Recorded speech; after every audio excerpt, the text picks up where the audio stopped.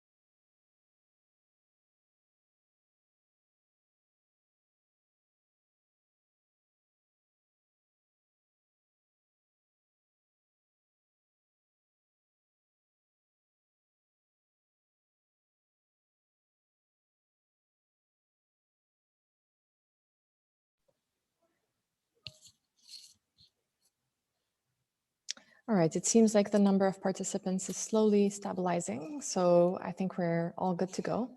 So hi again, everyone. My name is Sima Kamorie. I'm the head of the Better Recovery Unit here at E3G, and I would like to extend a very warm welcome to all of you for our 90-minute session dedicated to greening the recovery, lessons drawn from the European Union, Ecuador, and Indonesia.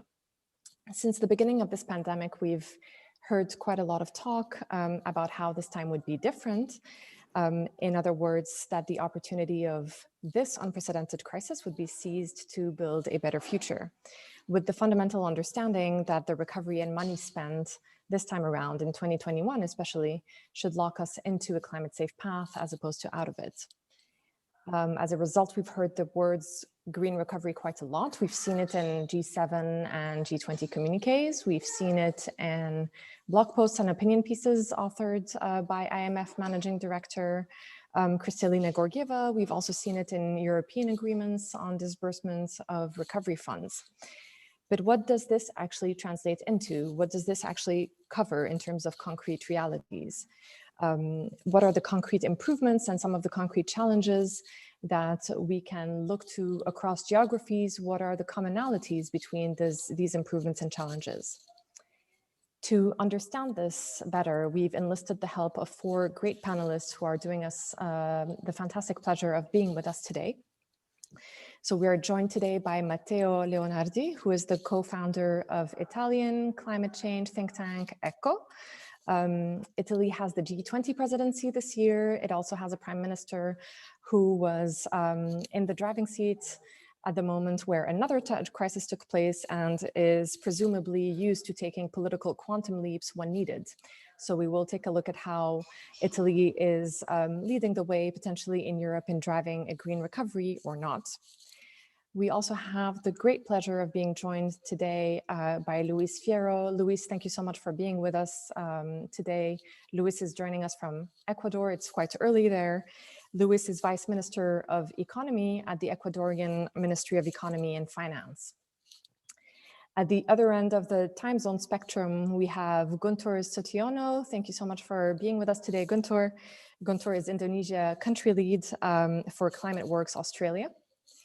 And Indonesia has the G20 presidency in 2022. And so we would love to hear from Guntur as to how Indonesia is going to be leading by example potentially next year on the green recovery front. And finally, we're joined by E3G's very own Sam Mealy, who is a policy advisor at the Better Recovery Unit and who is going to help us wrap up the discussion, giving us insights from the recovery at the global level. And finally, we've also enlisted the help of Joanna Lean, who is a senior policy advisor here at E3G in the Clean Economy Program, and who will be on hand to answer any questions that the audience may have specifically on the European Union's Recovery and Resilience Fund and recovery programs. A few logistical points before I hand over the mic and stop talking. We have 90 minutes, which are going to be roughly divided into 2 times 45 minutes. So 45 minutes of presentations, followed by 45 minutes of questions and answers. However, Matteo, who is in the middle of a retreat for his climate change think tank, will have to leave us early. So we will be taking questions from the audience directly after his presentation, before moving on to Luis and then to Guntur and Sam. Please make full use of the chat today. So we are in webinar format, which means you're only seeing other fellow panelists and not the entire audience. But please do make sure that you use the chat to introduce yourselves at the outset and also to send us questions as they come through. And I will do my best to pick those up and direct them to our panelists. And finally, I would just like to note that this webinar is being live streamed right now on E2EG's YouTube channel, and we will be sending you all the recording after we are done. So without further ado, I will mute myself, share my screen to show Matteo's presentation and pass over the mic to Matteo.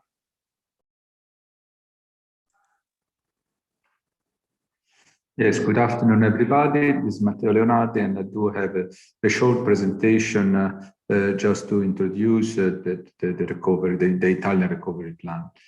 As you probably know, the Italian recovery plan is surely the largest recovery plan at EU level and possibly one of the largest at worldwide level. It consists of over 260 billion, coming mostly, nearly 70–80% of this budget is coming from the EU budget, together with the Next Generation EU and the REACT EU facility. They put together over 222 billion euro to Italy. And the Italian government, during the presentation of the recovery plan, which has been addressed to Parliament at the end of May and approved just a few days before EU deadline, has added some additional 60 billion, of which half of that, 30 billion, are to be allocated, spent and monitored with the same governance of the recovery plan, the EU recovery plan, whereas additional 26 billion are outside the recovery governance. And those last budget is mostly directed to development of railway infrastructure. Now, you probably have heard that out of the 750 billion that the EU has dedicated to the recovery plan, Italy gets the most of it, or at least the biggest percentage of it. So if we go to the next slide, we try to understand what are the reasons Italy is giving most of the budget.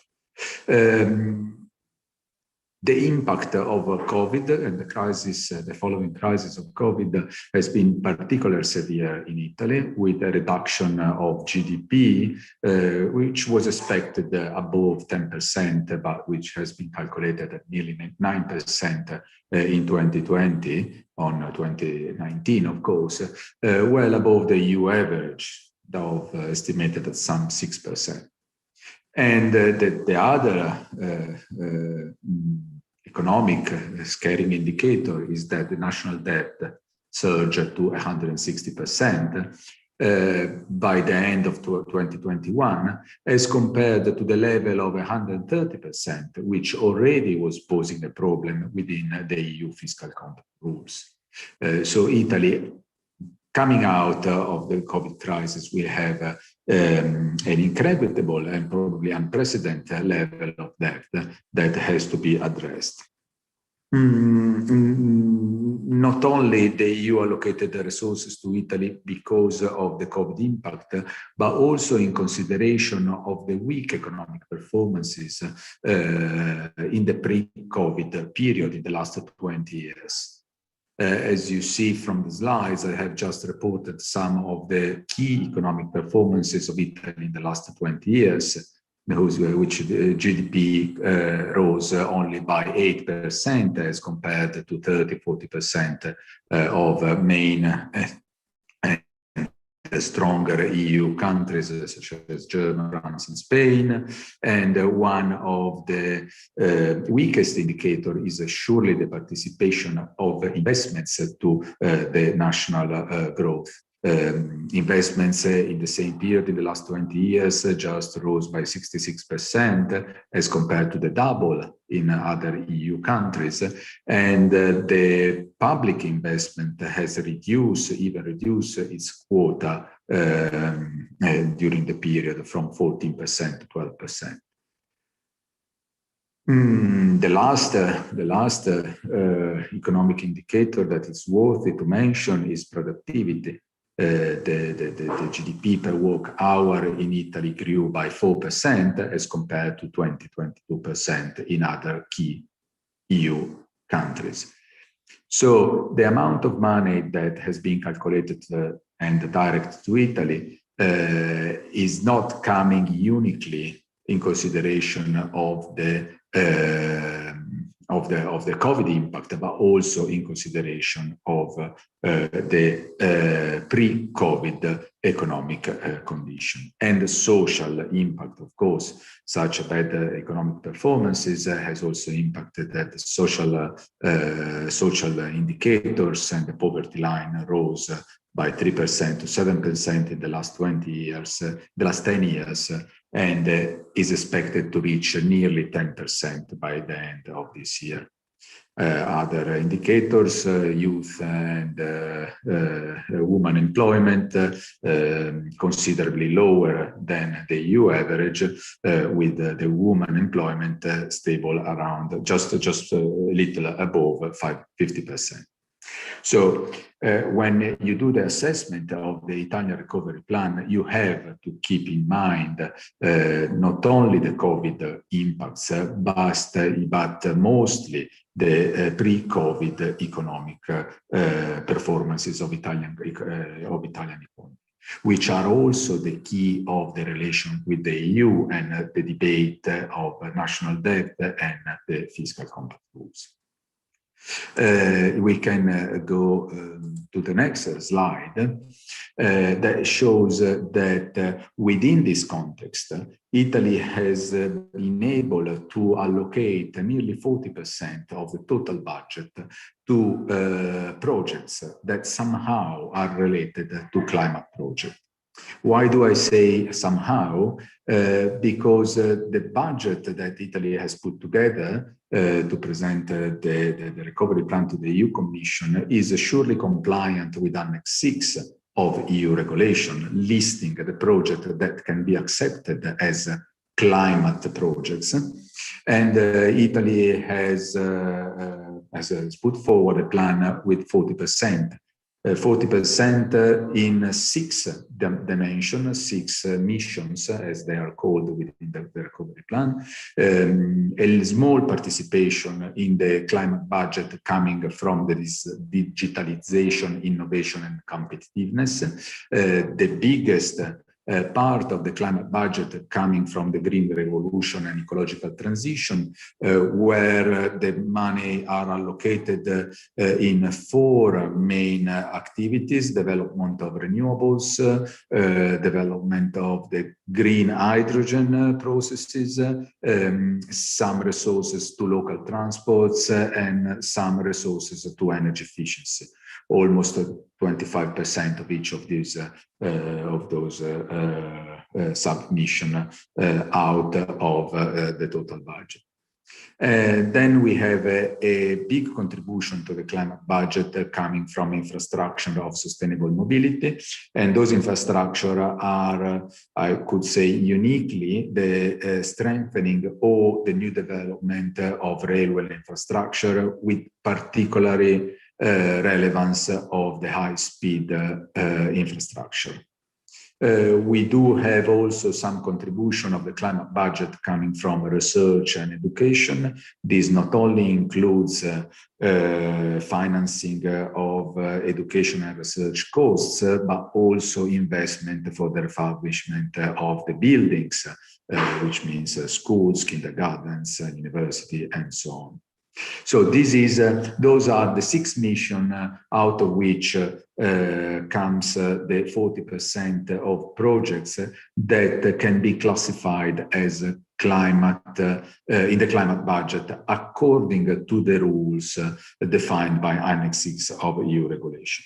As you have probably heard, the EU Commission has recently assessed the Italian recovery plan and has ranked 9A level grade and marks and 1B level only on the matter of costs.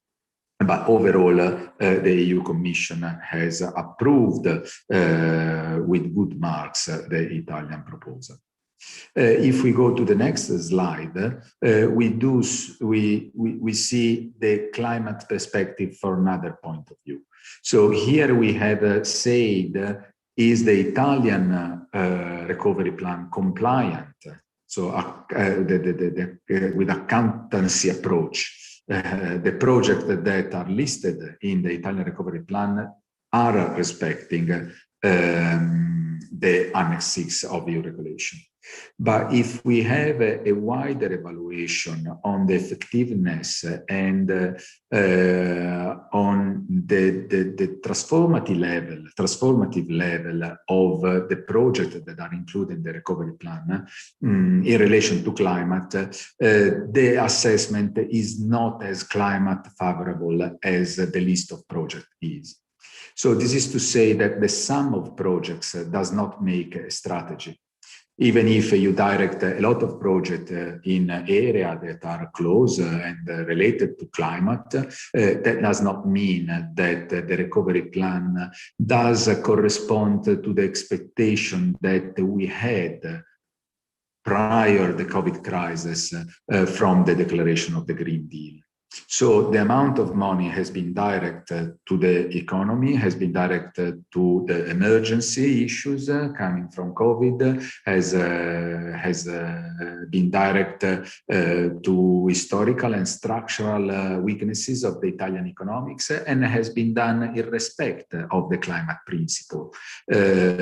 Also in consideration of the fact that there are no harmful projects listed in the Italian recovery plan. But overall, the plan may not be assessed and evaluated as a climate plan. If we go on a qualitative, so not a project by project evaluation, but on an overall qualitative approach, and we try to compare the impact expected from the Italian recovery with the 3 main environmental flagship, again indicated by the EU guidelines, so power up, the contribution for the development of renewable infrastructure. The Italian recovery plan does not seem significantly transformative.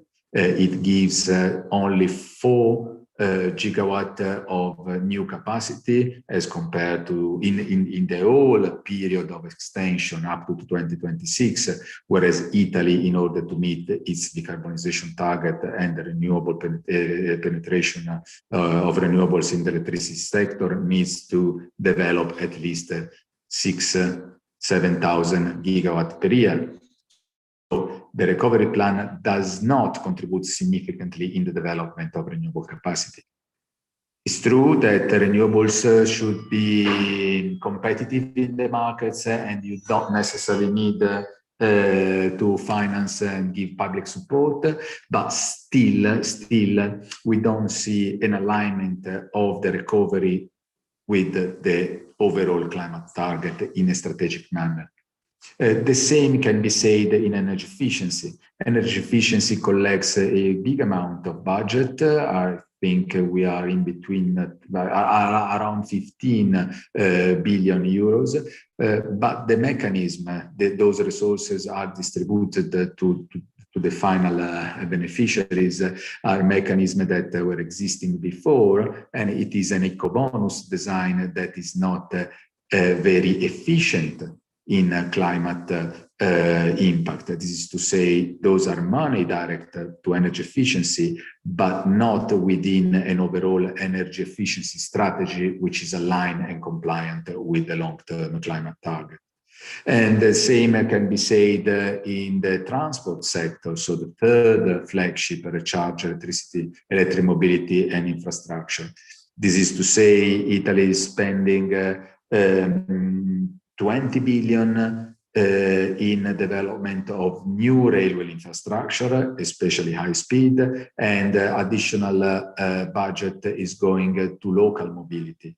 But those resources are not, in fact, activating the real transformation that we are expecting in order to tackle climate change, which is the electrification of the transport sector. And this is a clear example how you can easily be compliant with the principle set by the EU, but also you cannot underlie the fact that Italy has chosen to direct all the resources to development of railway infrastructure, which are pre-existing projects that had been waiting for a long time to be financed, and now they got the opportunity, but there are no resources, in fact, to activate the revolution that we expect in order to tackle climate change.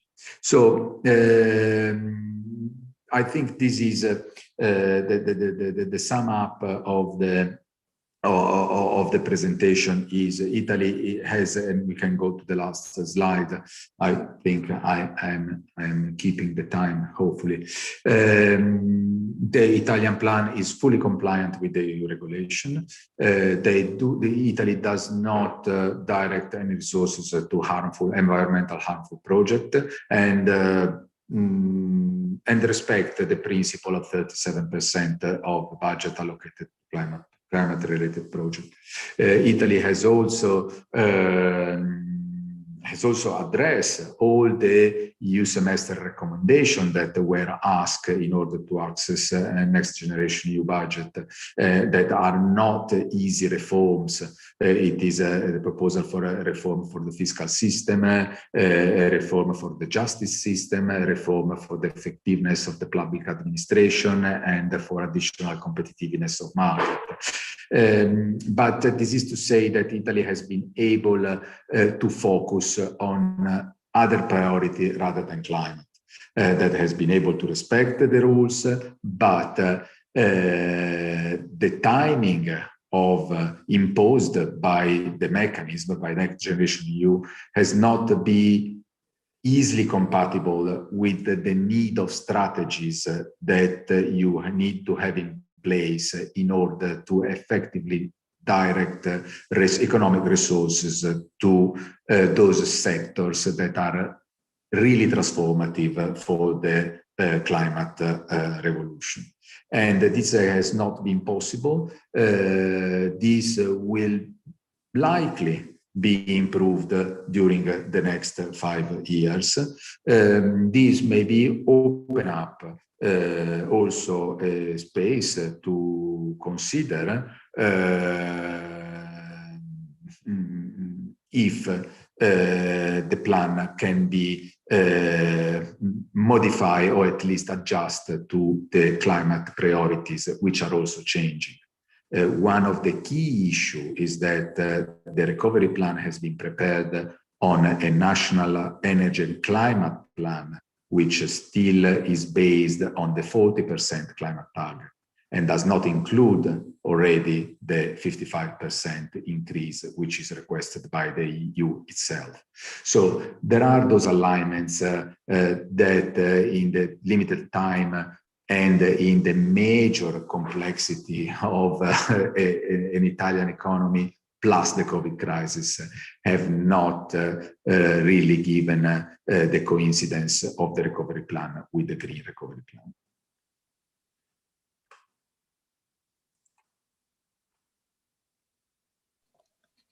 Thank you very much, Matteo. This was very, very instructive. So I have a question from the audience coming in for you, but before you leave us, I know we only have 5 minutes. We would love to hear a little bit more. You said that the sum of the projects does not make a strategy. I think this is not just true for Italy, but for a lot of countries.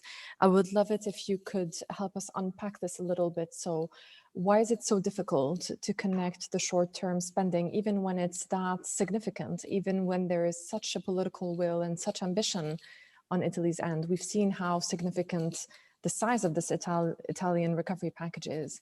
Why is it so hard from a policy perspective to connect the short-term immediate goals and disbursements to the long-term path, or even the medium-term path for that matter? I think that in a complex country and in this given context, you have no space and no chances also to sort out the governance problem that you have. One of the major problems Italy has with the EU budget, not in the COVID crisis, but the ordinary EU budget, is how to spend this budget. What is the mechanism, the governments to spend this budget? So the real risk that Italy was facing is to get the money and not being able to spend them. Normally, Italy gives half of the EU budget back because Italian governance structure are not able to spend the money in a compliant manner the EU asks. So the main risk was to have a huge amount of money, but have no mechanism, no rules, no governance, no projects, no monitoring system to spend. And so what does a government do in this case?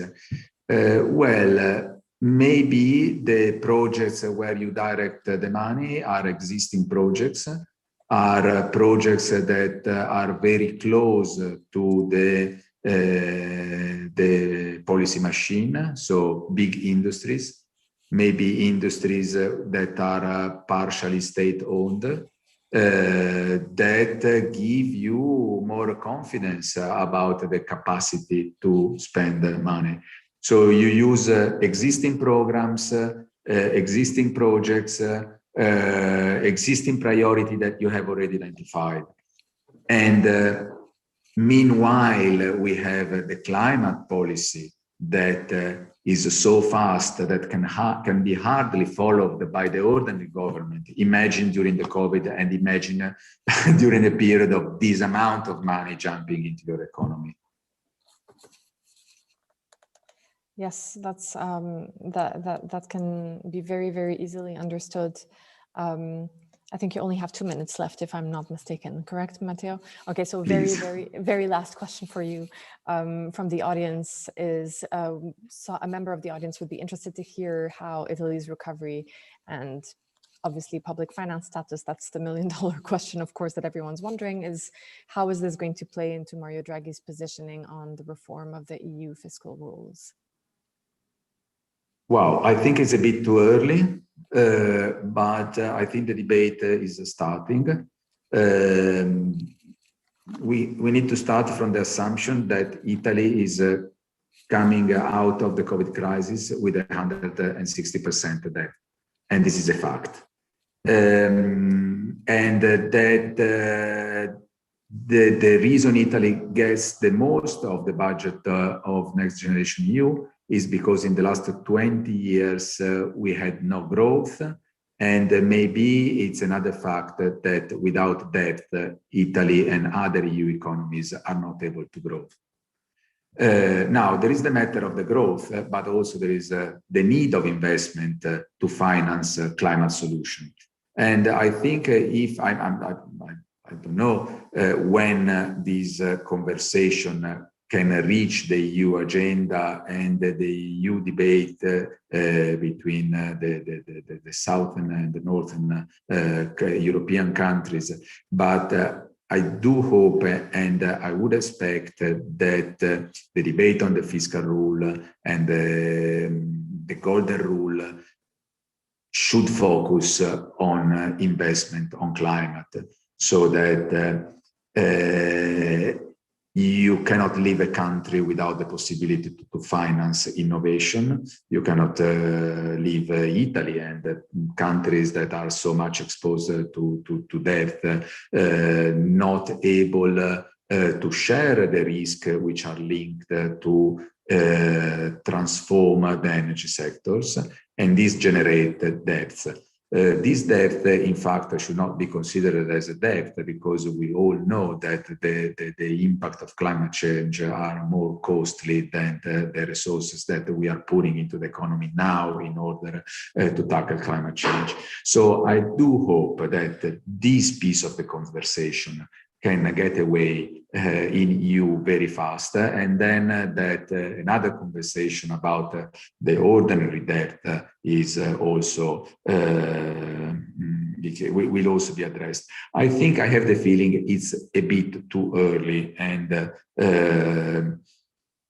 I don't know if before this autumn we do have a significant step forward in this conversation. Thanks very much, Matteo. I concur, and I think it's also going to be quite interesting to see how this debate evolves. Thank you so much for sharing your insights. I'm sure that some of them will be picked back up by Sam, who might draw the connections between Italy's challenges and other countries. Italy is certainly not alone in having trouble identifying projects to absorb available funds. So it was fascinating to have you. Thank you so much again. Good, thank you very much, and apologies for not being able to stay with you until the end. Sorry to the other speakers as well. Bye, have a nice day. Ciao, bye. Matteo. Ciao. So moving on, we're going to go from Italy to Ecuador now with Luis's presentation. I will mute myself, share my screen again, and hand the mic over to you, Luis.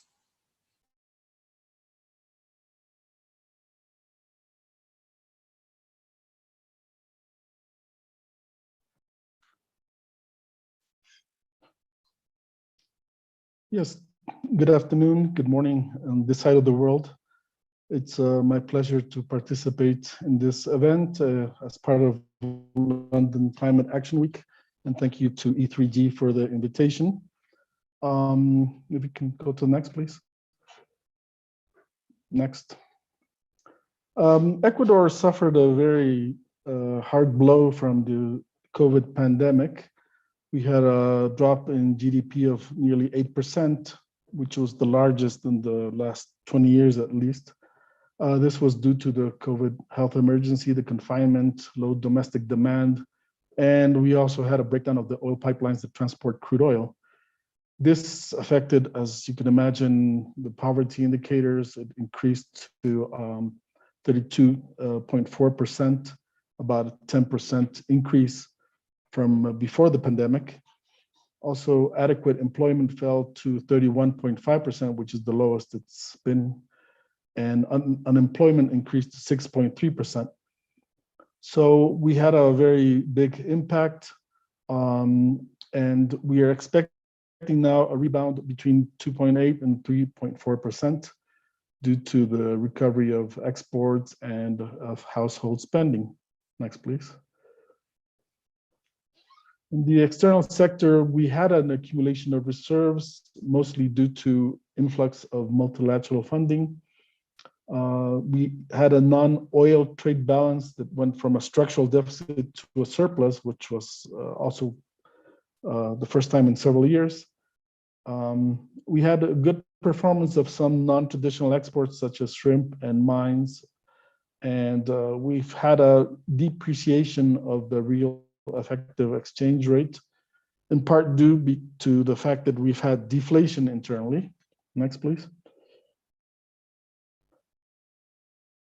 In the monetary sector, there was a sustained increase in deposit. Spending was down, so a lot of people couldn't spend money. Credit was affected. There was a slowdown in all sectors, both private and public banks and cooperatives. The profitability of the financial system continued to be positive, but much lower than pre-pandemic percentages. Next, please. The fiscal sector, we had a deterioration in the deficit, and this was due to the fall in both oil and non-oil revenues. As you may know, Ecuador derives a significant part of its fiscal revenues from oil. The consolidated debt of the non-financial public sector with respect to GDP was 49%. So I'm glad to see we're much lower than Italian levels. Tax collection has not quite reached the pre-pandemic levels, but they're recuperating. Next, please. So the key actions for the beginning of this new administration, we just started the government in May. First is the vaccination process. The new president has established the goal of vaccinating 9 million people in 100 days, in the first 100 days of his administration. That's about, I would say, 60% of the adult population.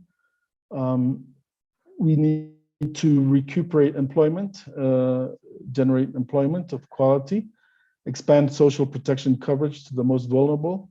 We did increase the cash transfers to low-income households. That was, in fact, one of the conditionalities of the IMF loan that we received, to increase cash transfers to low-income households.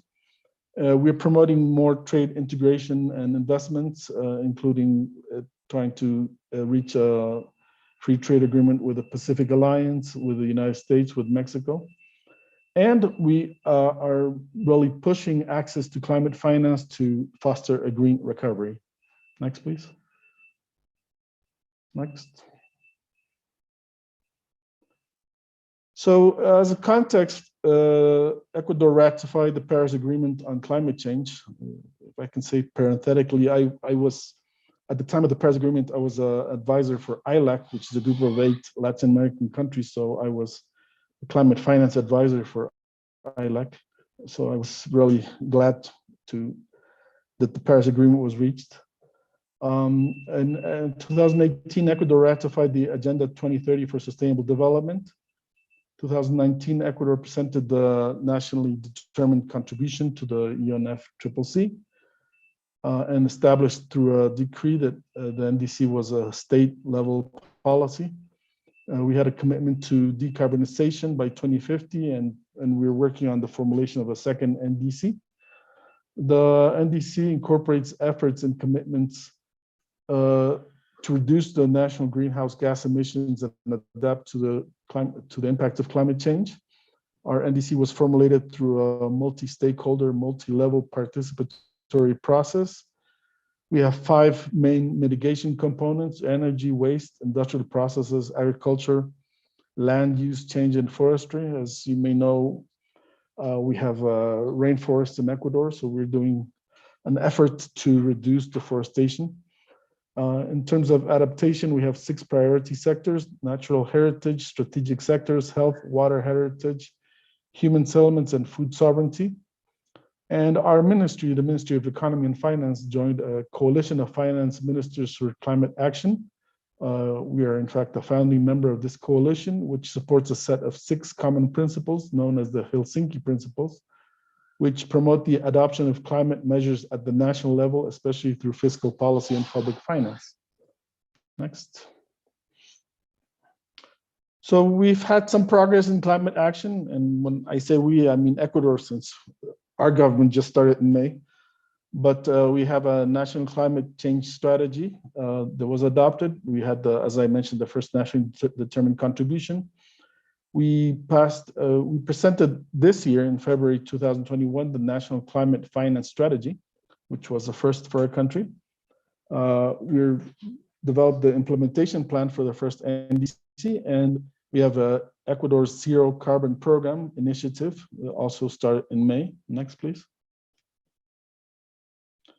So our economic plan is focused on sustainable and environmentally responsible economic growth that generates quality employment, fiscal stabilization with social equity, honest and transparent management of public resources.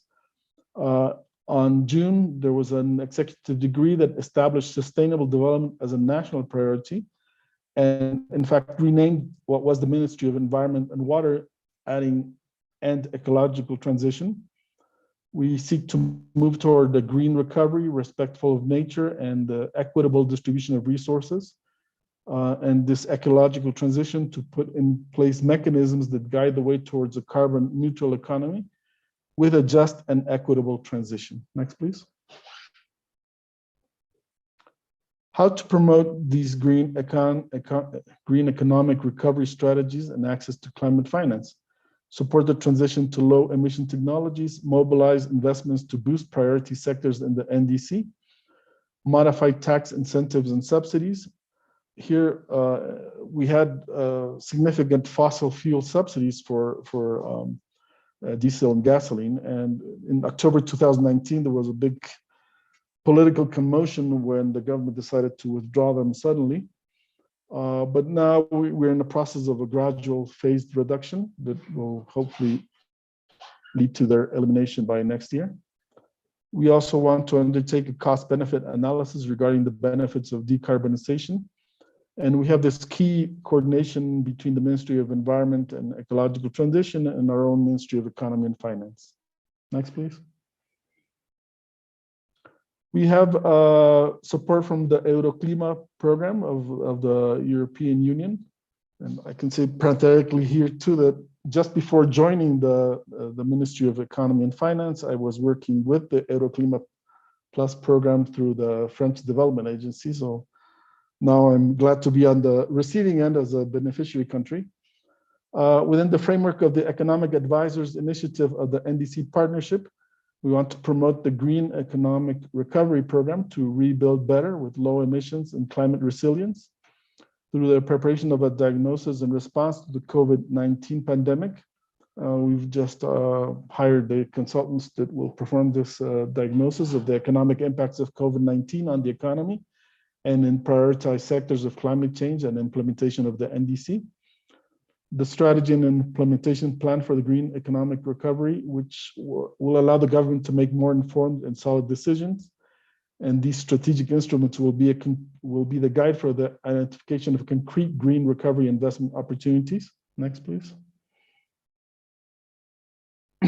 We have received some amounts of climate finance from different sources. From the Green Climate Fund, about 139 million, with 8 projects financed so far. 7 of those for mitigation, 1 for both mitigation and adaptation. We have received also about 140 million from the Global Environment Facility, 47 projects financed, of which 11 were related to climate change. From the Climate Investment Funds, we had 1 project through the Clean Technology Fund. Through the IDB, these are like 2019, 2020 climate finance, but we will see in the next slide that there have been additional amounts from these different sources. But from the IDB, an increase in the credit facility for disasters. From the World Bank, a loan for inclusive and sustainable growth, which included components on mitigation for 116 million and adaptation for 12 million. A 16 million project to strengthen the social network that includes adaptation activities. From CAF, the Development Bank of Latin America, we received a 40 million loan for wastewater treatment in Cuenca that included adaptation elements. And we also had loans approved to improve the energy efficiency of the shrimp sector, which I mentioned is one of our main export sectors, and for the replacement of public lighting in Loja, a city in southern Ecuador. Next, please. From EuroClima Plus, aside from this consulting work on the green recovery, we also have a low carbon national urban mobility policy program. An update of the local Ambato, another city in central Ecuador, transport and mobility master plan, a living lab of sustainable building Galapagos, and reduce the gaps between the actions for the conservation of water sources and urban drinking water services. From KfW, from Germany, the Development Bank, received support for environmental protection and conservation of resources for 150 million euro. And both Germany and Norway will provide financing for RED Plus, a total of 41 million euros through the RED Early Movers Program. And Germany also has the International Climate Initiative, ECCO, where we have received, for example, about 5 million euros for the management of biosphere reserves and protected areas. And there are also several regional programs, including one for conservation measures at the local government level. From AFD, the French Development Agency, 150 million policy loan for climate change mitigation, loan for sanitation in Guayaquil, a credit line for reforestation and improved forestry management, financing of a cable metro, like a suspended metro from Durán to Guayaquil, crossing the Guayas River, technical assistance for better waste management, feasibility study to design a support program for Ecuadorian public banks to finance climate projects. I should say there are 5 public banks in Ecuador, and we're trying to move them towards financing, providing more green credits. And there's also the Terra Mas program of the AFD with a subsidy of 9 million euros for sustainable development in 4 Amazonian countries. And we also had our first green bond issuance last year, or in 2019, sorry, for $150 million through Banco Pichincha, which is a private bank, with the participation of IDB Invest, IFC, and Proparco, which is the French private sector development agency. Next, please. This is a sustainable finance index that's developed by GFLAC, which is a non-governmental organization. And we have an institutional architecture, a policy framework, a national climate finance strategy, as I mentioned, a conditional and unconditional nationally determined contributions. The unconditional ones to be covered with national resources. However, in the GFLAC ranking, we ranked 14th out of 21 in Latin America. This mainly due to the fact that we do have carbon-intensive revenues from oil and carbon-intensive budgets for example, spending on oil exploration. But we do have a budget tagged for climate change, energy efficiency, renewable energy, and disaster reduction for 53 million. Next, please. And here is a listing of several green recovery projects that are underway. As I mentioned, there are additional funding from the World Bank, IDB, CAF, and I think also the European Investment Bank for the metro line of Quito, the first line, which unfortunately has not yet been inaugurated, but hopefully it'll be a couple of months. Then we've received also several loans from the IDB for the transition in the energy matrix, the change of the energy matrix, moving more towards renewable energies. I should say that currently Ecuador has about 76% of its electric generation through renewable sources, mostly through hydroelectric, but there's an increasing percentage of solar and wind power. The teleférico, the cable car for urban mobility in Guayaquil, I mentioned from AFD. Other modernization and renovation of the electrical system from IDB and AFD as well. Financing for sustainable electric transport in Ecuador from the IDB and also from the Clean Investment Fund. We also received funding for renewable energy in the Galapagos. I don't know if all of you are aware, the Galapagos Islands are basically a natural preserve where you have unique species of fauna and flora. So we're really making an effort to convert most of the electric generation for Galapagos into renewable energy. Also funding for moving towards electric mobility, resilience of the energy infrastructure, the National Urban Mobility Plan that I mentioned before from Aeroclima, and then some other initiatives for energy efficiency and renewable energy and public transportation. I should say that we're not in the position of Italy of not being able to spend all these funds that they are receiving. We do spend every single cent that we receive and more. That's why we have a public deficit. But we are really making an effort to have a green recovery with the support of our multilateral and bilateral development partners. And I'm happy to answer any questions you may have. Thank you.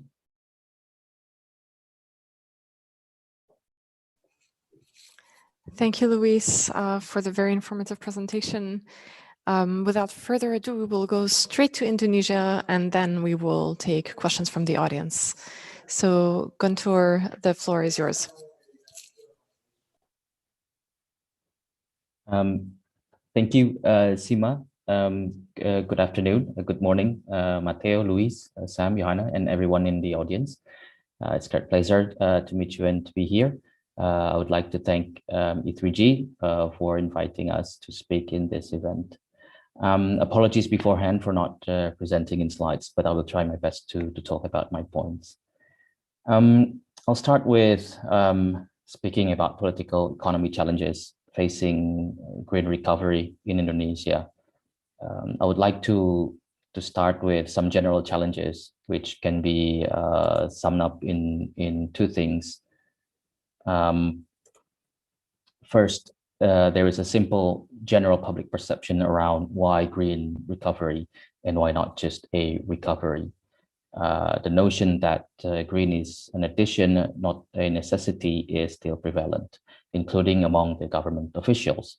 And this creates a challenge in getting public or political support for some green measures, such as implementing carbon tax.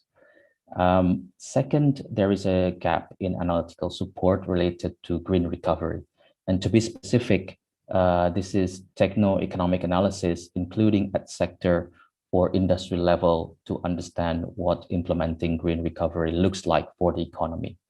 Now, we do appreciate several existing supports given by the development partners, which are currently focused at limited audience, such as in the Ministry of Finance and Coordinating Ministry of Economic Affairs.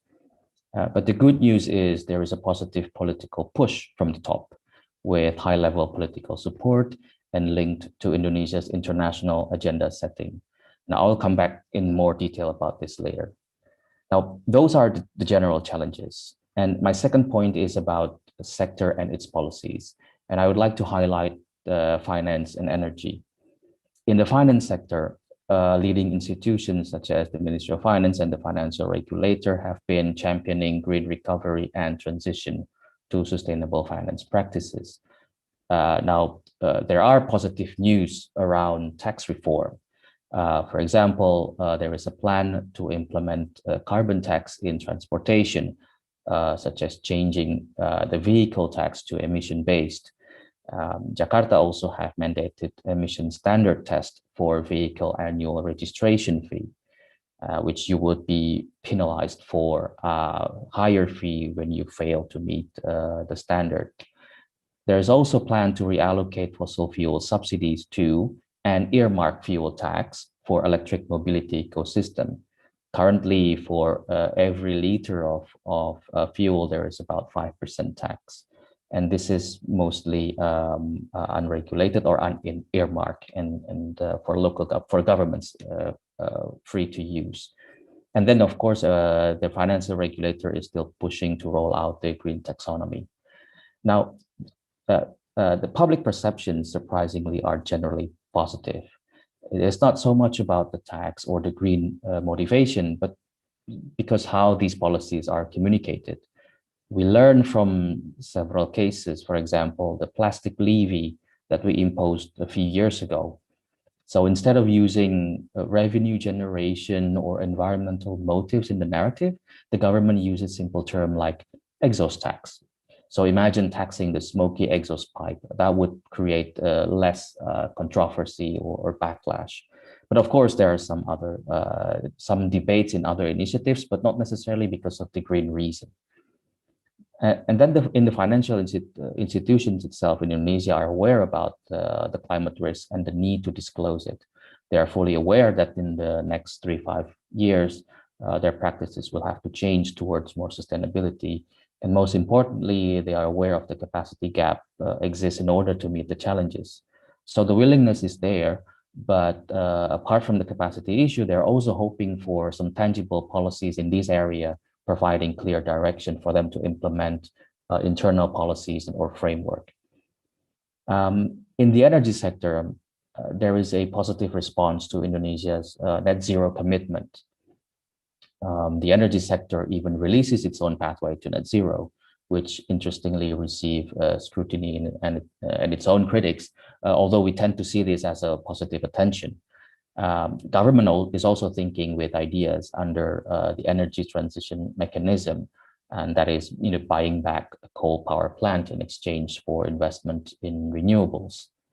And there are talks about removing fossil fuel subsidy, mainly in household cooking gas and the one that is channeled through the electricity price.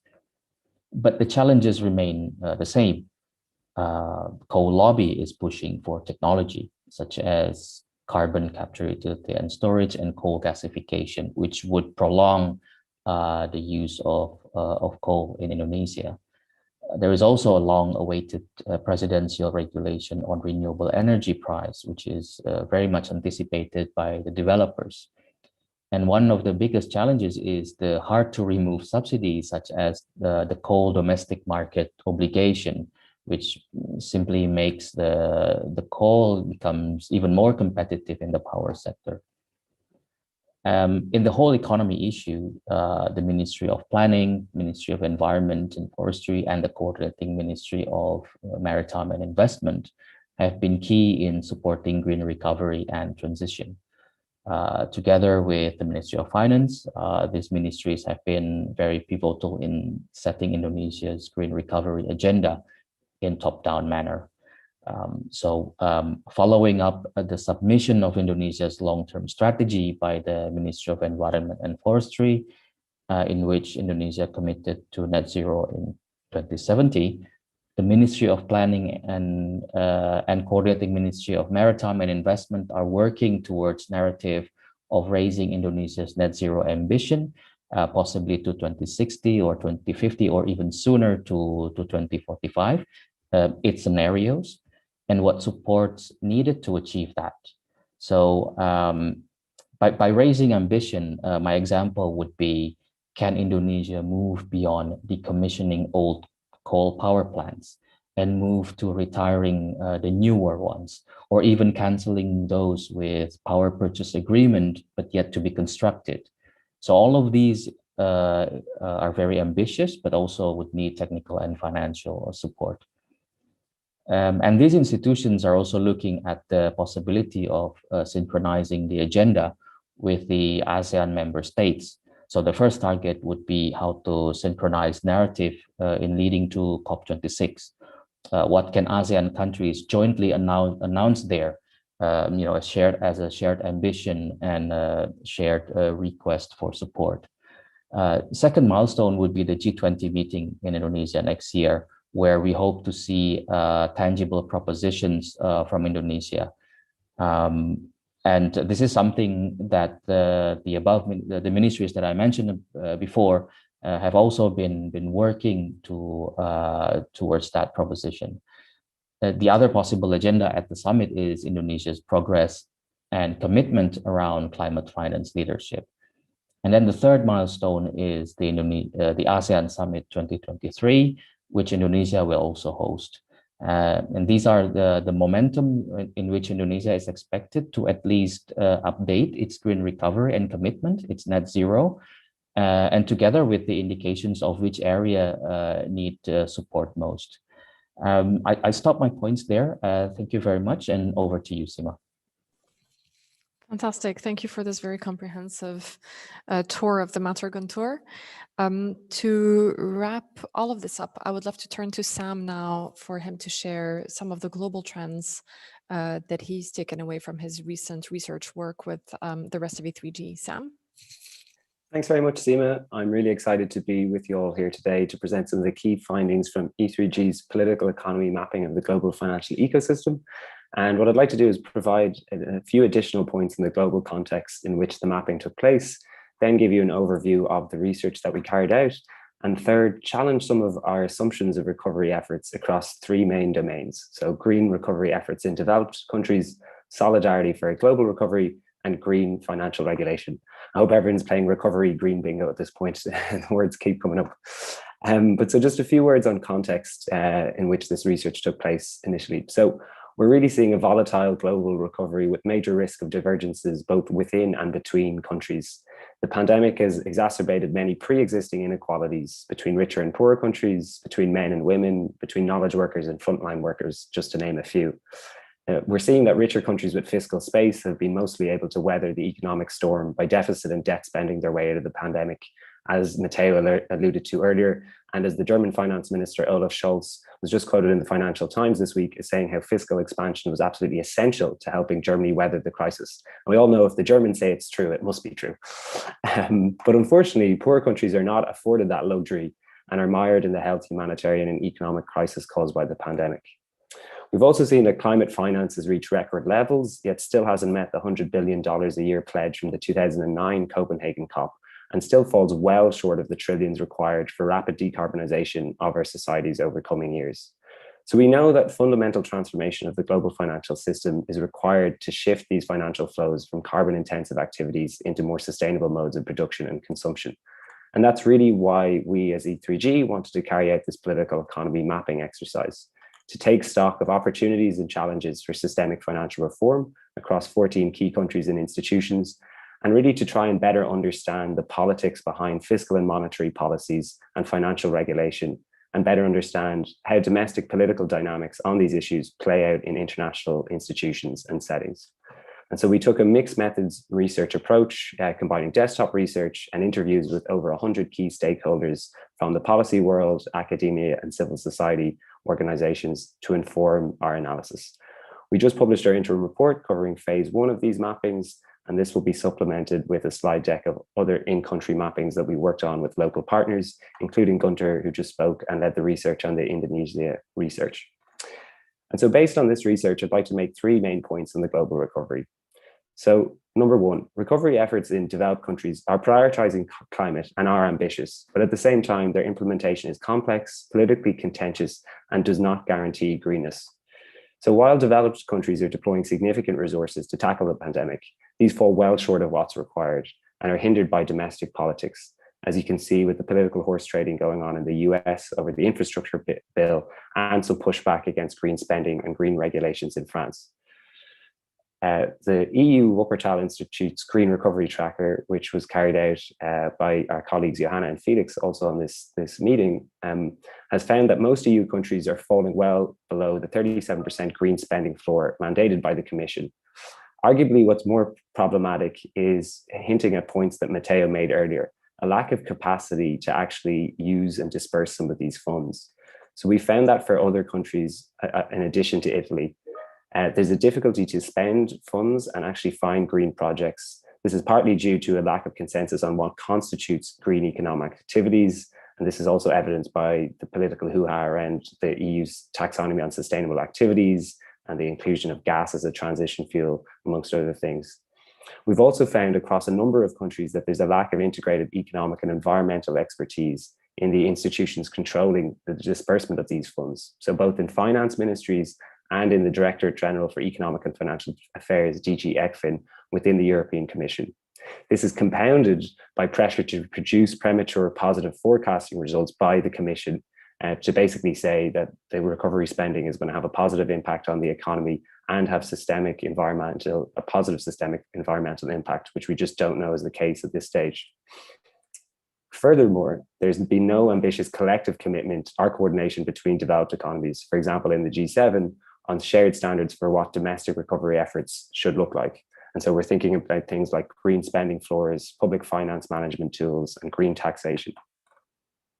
So that's just to kind of nuance the recovery picture in developed countries a little bit more. Moving on to point number 2, despite initially promising signs, we lack solidarity for an inclusive global recovery. So whilst richer countries have poured waves of money into propping up and stimulating their own economies, we need to show greater solidarity with those faring less well. We know that global vaccination is an ethical and an economic imperative.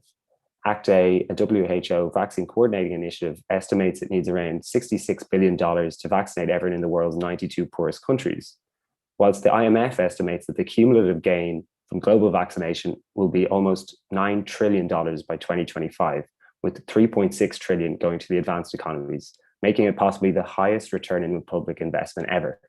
And yet, only $14 billion have been promised by donor countries. This is the political equivalent of missing the biggest open goal in history. In addition, other efforts to create fiscal space for developing countries have thus far fallen short.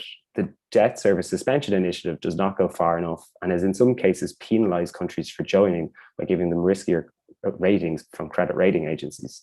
And it still hasn't created any mechanism to engage private creditors in sustainable debt restructuring.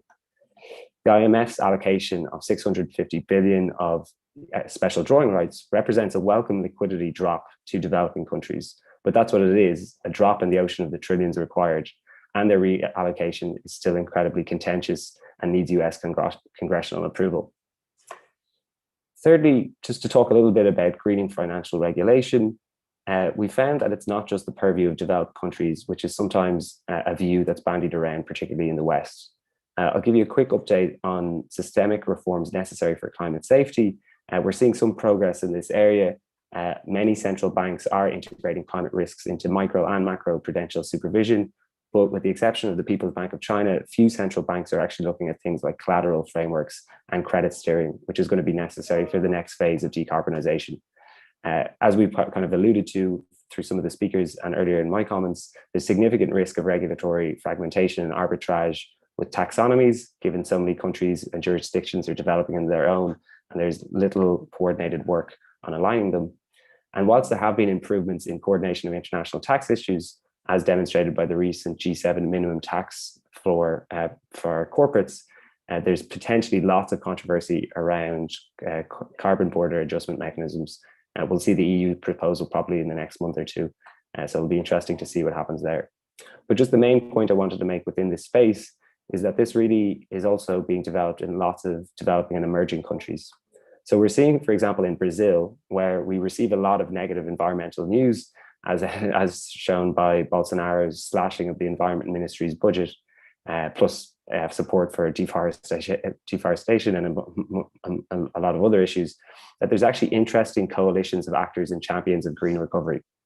So the Brazilian Central Bank is actually supported by various private financial institutions that understand without a strong environmental and social risk framework, the Brazilian financial market is going to be less attracted to foreign investors and they'll face higher capital costs. So the Brazil Central Bank is actually implementing an ambitious series of regulatory reforms, including adopting TCFD disclosure guidelines, making them mandatory for all institutions under its supervision, implementing a liquidity credit line for sustainable assets, and making the integration of climate risks into stress testing mandatory for all institutions under its supervision. It's also including environmental criteria into the selection of international partners for the management of its own reserves. Similarly, we're seeing strong progress in India. The Securities and Exchange Board of India has issued a new disclosure norm, the Business Responsibility and Sustainability Report, which covers several aspects of climate change. The new standard will apply to the top listed 1,000 companies by market cap for reporting voluntarily by 2022 and on a mandatory basis from 2023. India has also developed a sustainable finance strategy and roadmap, bringing together public and private actors around the table to develop recommendations for developing its own taxonomy, further disclosure requirements, and on other green financial issues. So just touch on a couple of points there from our mapping initiative. I'm very happy to take further questions. So I'll leave it there for a moment. Thanks. Thank you so much, Sam, for this very instructive tour and a summary of global trends and takeaways. The audience should feel free to drop in more questions in the chat. We do have one question for Luis Fierro from Javier Garcia. about how Ecuador is thinking of phasing out fossil fuel subsidies at consumer level, and perhaps asking you to unpack this question a little bit more. You did touch upon it. We had similar concerns being expressed by Guntur, and we've seen obviously the difficulties that such fossil fuel subsidy phase out can generate in other countries, also in developed countries very much so. So it would be very helpful to have your sense on that. Over to you, Luis. Thank you for the questions. In October 2019, the government that was in place at that time was faced with the need to increase fiscal revenues or decrease. So what had been under discussion for some time was an increase in the value added tax of 3 points from 12 to 15%. But at the last moment, the government decided that instead of doing that, they would eliminate subsidies on gasoline and diesel immediately. And unfortunately, there was not a lot of preparation for this measure. There was no public discussion.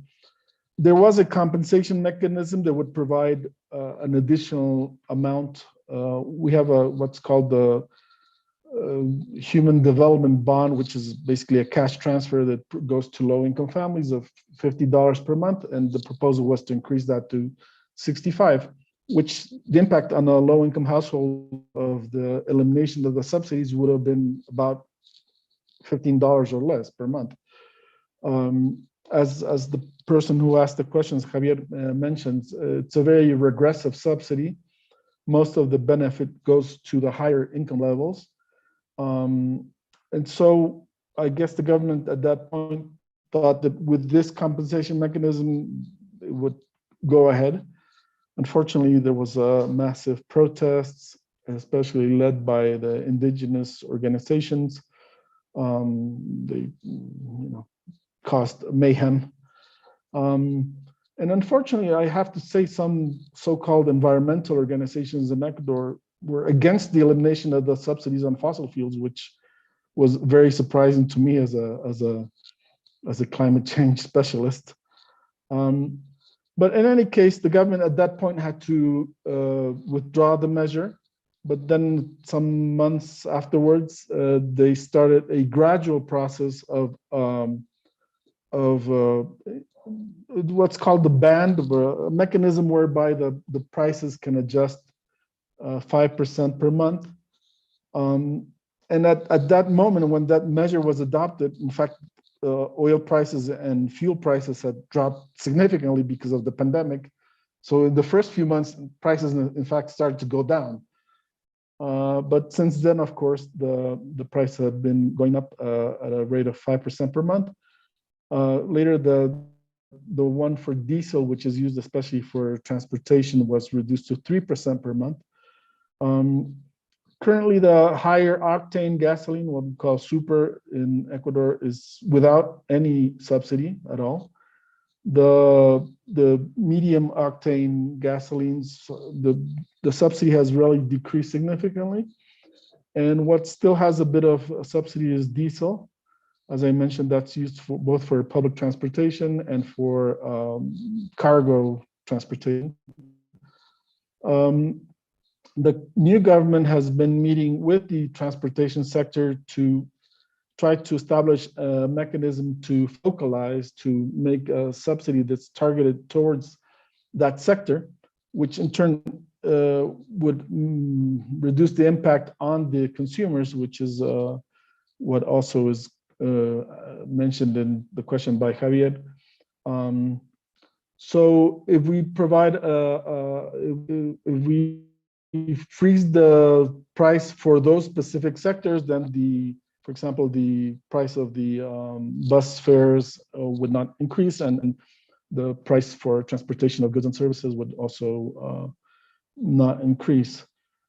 But it has been a process. I think a lot of the population is now better informed about both the regressive nature of the subsidies, and in fact, a lot of significant proportion of the subsidized fuel is goes through the borders, because in Colombia and Peru, the prices are much higher.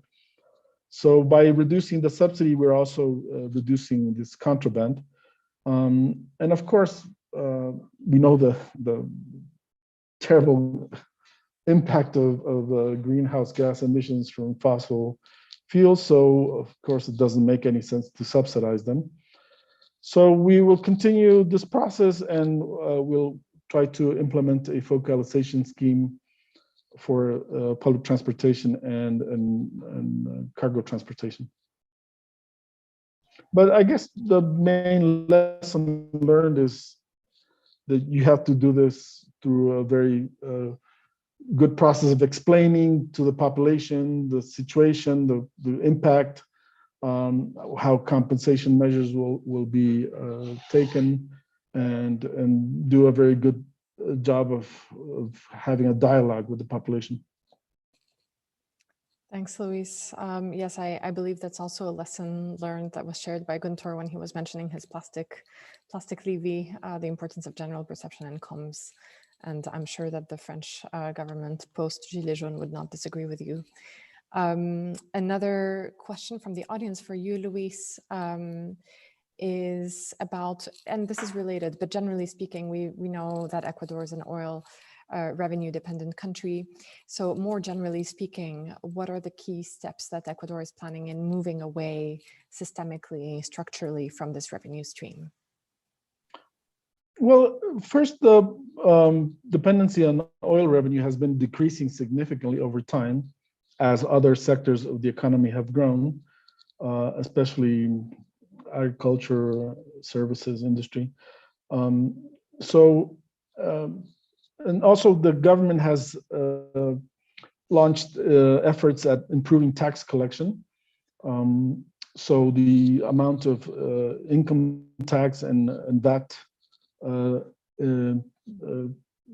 income to the government has increased significantly over time. So the dependency on oil has been reduced, which was fortunate because last year, as you know, the oil prices went through the floor. But there is this notion of even using the oil revenue that we have to fund investment in renewable energy, in public transportation, in energy efficiency.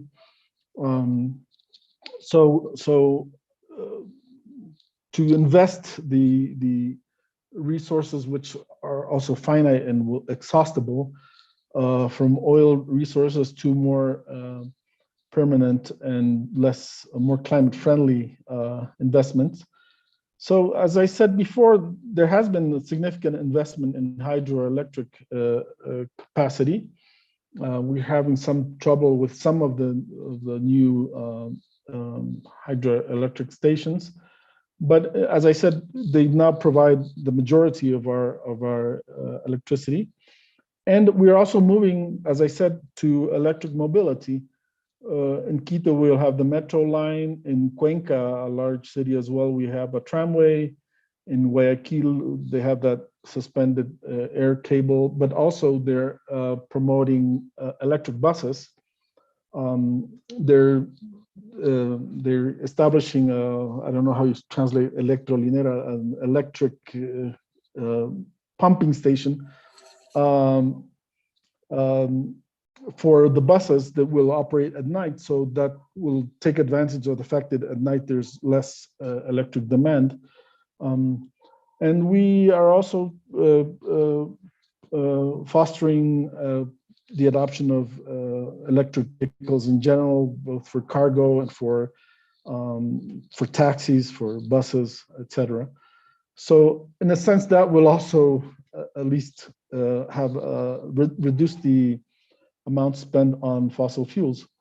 So yeah, that as I mentioned, we have several green investment projects underway, which hopefully will gradually transition both our energy matrix, but also our economy towards more sustainable pathways.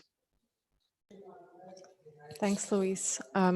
Sam has a question for Guntur that is actually the same one that I had. So Guntur, you mentioned some of the various international responsibilities or commitments that are coming forward for Indonesia in 2022. So with the presidency of the G20 in particular, but also at the ASEAN Summit in 2023. And you mentioned some forthcoming proposals that might be put on the table for the G20 presidency especially.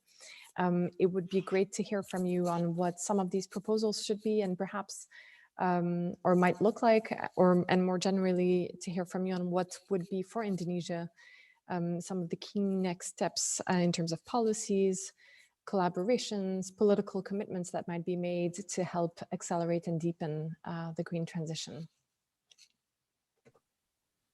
Thank you, Sima. So I'll start with the G20 first, and then I'll go to your last question. I can sum up in 3 points.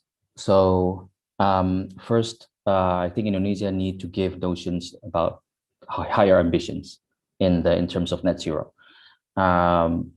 because that's where the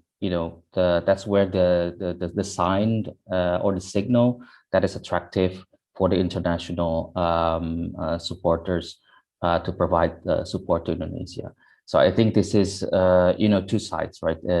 One have higher ambition, and then the other one is probably ready to provide support.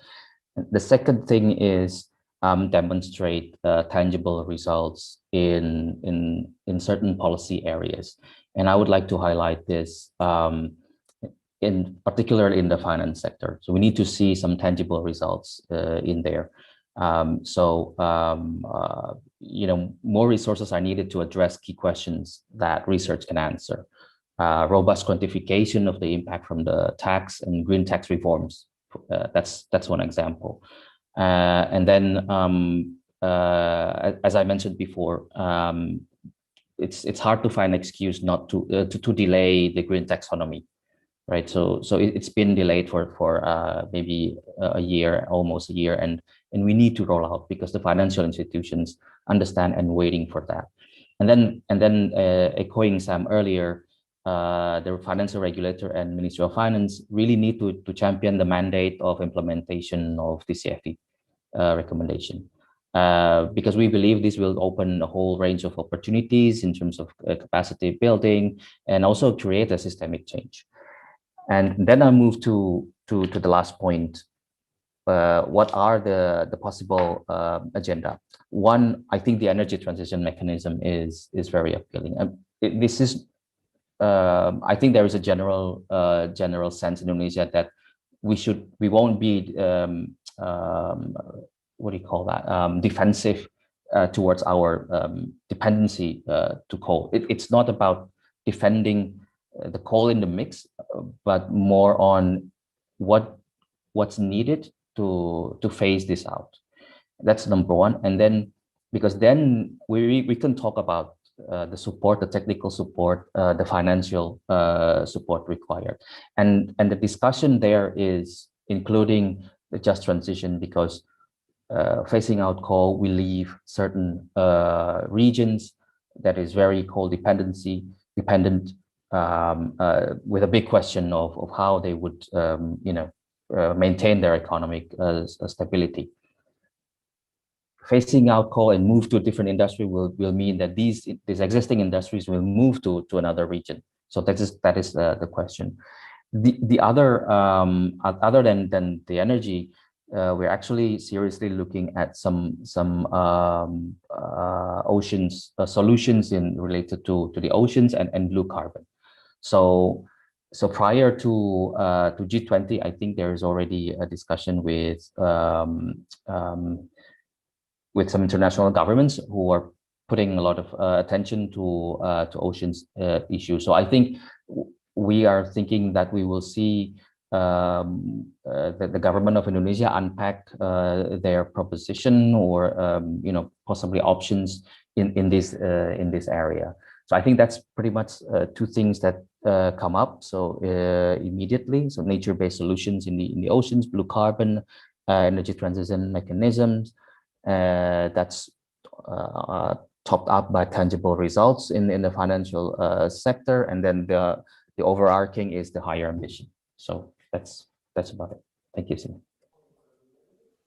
Thanks. And maybe just a quick follow-up question, Guntur. You mentioned the need to make some fast progress on the green taxonomy in Indonesia because financial sector actors are very much demanding of it. We also know that in the international sphere, a discussion on a potential international framework, obviously not an international taxonomy applicable everywhere, but an international framework for taxonomies or a form of global baseline for taxonomies is in the air, is being discussed. Although we haven't seen anything fully concrete yet, it might land in the G20 this year. Do you think that this is the kind of issue that could be championed by the Indonesian G20 presidency in 2022?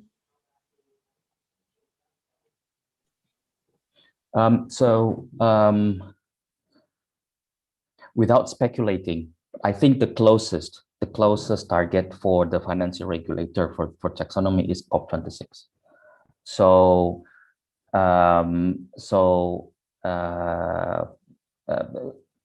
in the other front, I think let's say with the coordinating Ministry of Maritime Affairs, I think I mentioned about getting the ASEAN member states to get together with a communique or with a joint announcement, something. But from Indonesia's financial regulator perspective, I think they see COP26 as the closest milestone to announce, to at least just to announce the taxonomy. And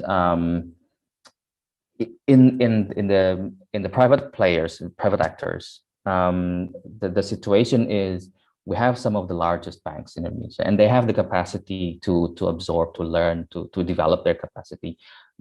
But the issue in Indonesia is we have too many banks, right? So, and there are smaller banks who are left.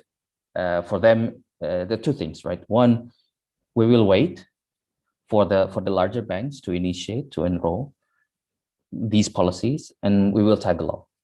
Second, there is also a realization that says we may not have the capacity to actually, implement that. And we're talking about 80% of Indonesian banks in Indonesia, these banks. So this is an opportunity to provide support, or an opportunity for a lot of activities, capacity building or capacity improvements activities in Indonesia. But that can only happen when these very critical policies has been rolled out. Thanks very much, Guntur.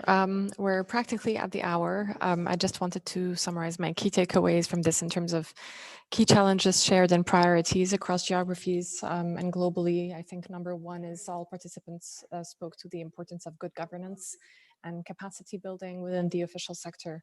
And that is certainly key, whether it's in individual countries or even in institutions such as the European Union or even MDBs or other such sectors, especially integration of economic and environmental expertise.